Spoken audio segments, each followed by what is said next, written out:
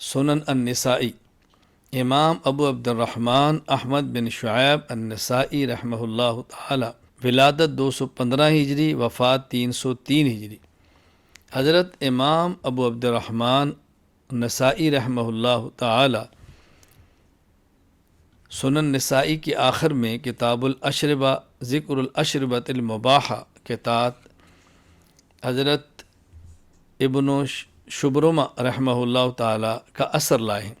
ببی قال اخبرنا اسحاق بن ابراہیم قال انبأنا جریر قال ابن شبرمہ لا یشرب الا الماء واللبن۔ یہاں 6 روایات کو لائے ہیں اور یہ سب سے آخر میں روایت لائے ہیں۔ دیکھیں حضرت امام نسائی رحمہ اللہ تعالی نے یہاں مباح مشروبات کا ذکر کیا ہے، اس میں پانی بھی ہے، اس میں دودھ بھی ہے، اس میں شہد بھی ہے، اس میں ستو بھی ہے، اس میں نبیذ بھی ہے، نبیذ تمر۔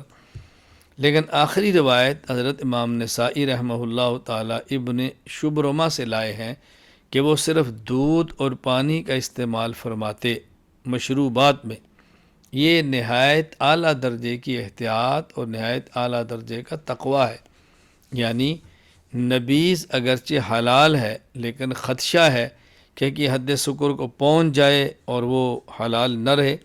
اگرچہ حد سکر کو جب تک نہ پہنچے، نشے کی حالت کو نہ پہنچے تو اسے استعمال کرنا جائز ہے، لیکن پھر بھی وہ احتیاط برتتے تھے۔